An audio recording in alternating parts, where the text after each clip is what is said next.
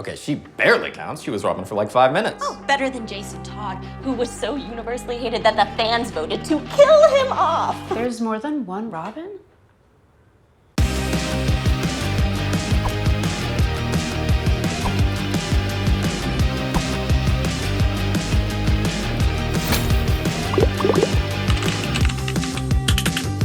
Hello and welcome back, everybody. We are here to talk about The Party. Wow, shocker, surprise, who'd have thunk it? But with our lovely cast member, April. April, introduce yourself to the people. Hi, I'm April Yanko. I am newbie / Viola in The Party. Surprise! And we're very thrilled to have you here today. I'm thrilled to be here. Are you ready to be seen and known and perceived? I guess so. Honestly, it was weird when The Party began showing and it started getting popular, and I was like, oh God, there's eyes. They're looking at us. And those eyes have questions, which is why we are here today. Yes. Cast your mind many months back. Okay. How did you find out about The Party? Okay, well, so the Pack Theater is a comedy theater here in Los Angeles, and I'm a member of their private Facebook where they shared a casting call. And on that casting call, besides Jean, was newbie, DM, and Ecstasy.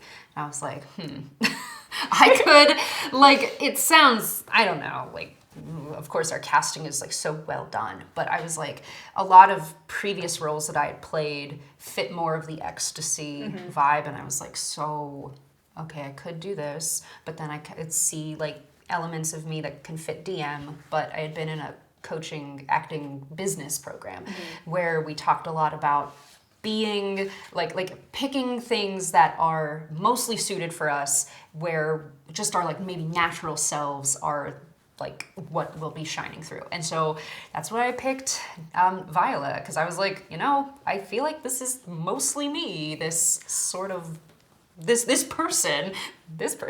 Well, that kind of answers my follow-up question, which was, why did you pick Viola to audition for? Which again, very happy you did. Me too.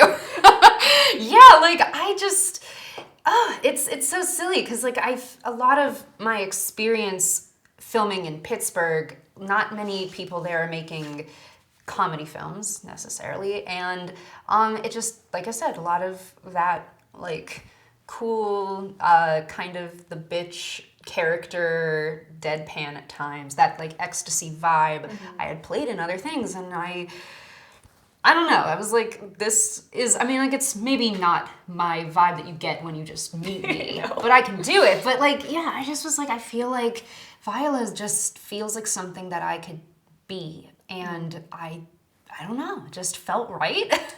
And I still think about how I could have just accidentally forgot about even asking to do the audition. Or, I actually said this to Tori on set one time. I was describing this, and Tori was like, that's just called having anxiety. And I was like, oh, that sounds accurate, yeah. But it worked out, so I'm happy that it did. I'm happy I picked who I picked. I'm happy I'm here. How is that for you, especially with once we started getting more and more comments and we were aware that people were watching, to see people reacting that way to a character that you've grown to love, and where it's going to end up, but waiting for people to trust that process with the character? It was so weird. Like I said at the beginning of this, being perceived, I was like, that's what this is. This is super strange. And what's also strange is, like I was saying, it's such a, the behavior of Viola, the, maybe not the actions, but just the regular existence feels very close to who I regularly am. So when you're reading these negative things, it's that's me, that's about me, and not about her, it's us, we're the same person. And I don't know, it was just a different thing that I'm not used to. And it's okay. Leah, I remember being Leah and Jewel, you don't have to read the comments. And I'm you don't. But you do. What do you mean you don't? Yes, you do. This is the first time I'm in something that's getting so many views and I can see what people are writing about it, like, fuck yeah, I want to read what you're saying. And I'm like, oh, okay, I know what you're saying, cool. I mean, I guess that's fine. But did it feel good at the end, like when the finale aired, and you could be like, see, I told you, I was cool? So I guess you may or may not know, I have a horrible sleep schedule. Oh, geez. It's so bad. Us DMing each other at 2 a.m.? No, well, this really illustrates the terribleness of this sleep schedule. I stayed up to watch the final episode. So when does that happen? 9 a.m. So I just didn't go to sleep until after that. I have a weird, okay. I get it, I know. Okay. It's not my choice. Sometimes it happens by yes. But it was really gratifying to read the live stream while it was happening and people being like supportive, and I was like, okay, this is cool. It felt nice to finally see some, not like I didn't have any support, but it just felt nice to be on like the right side of the story. People had embraced her again. Yeah, exactly. And it just felt, it felt really good, and I don't know, it just, and like it being the end, and now there's this whole body of work, and reading also people being like, I need to watch all the episodes now, back again, and I don't know, it just felt so good, and, yeah. So Ink and Magic on Instagram asked, what is something that helped you get into character besides the script? Yeah, when you have a character that is sometimes doing a bad thing that you would not do in real life, but you don't want to, you're not supposed to judge them, you're supposed to understand them. And so like why could I understand doing that? Why could I understand the justification of Viola's actions? And it's like, I get that pressure of this is all I have. And especially where she's in grad school doing a thesis that I would argue like she doesn't really care about, like the program itself. Not that D&D isn't something she cares about, but just being in a communications program is like, I have a degree in PR and advertising, which was a part of a communications school. And yeah, communications is sometimes like an umbrella catch-all type of deal. And she has this need to do well, and I'm sure as a child she was like, like a gifted child, and had she definitely has gifted special child energy. And it's just like, you feel like you peaked as a little kid and you need to kind of stay doing things that get you praise and that show that you're doing well, and like what shows that you're doing well, you're getting good grades. And if you don't know what comes next after school, like if everything worked out fine, I would argue she wouldn't really know exactly where to take her school, her degree. And that, like, and then when she figured it out, I would argue that she probably wouldn't feel very satisfied in that role, and it would be like playing a part that she needed to, that she felt she had to fit into.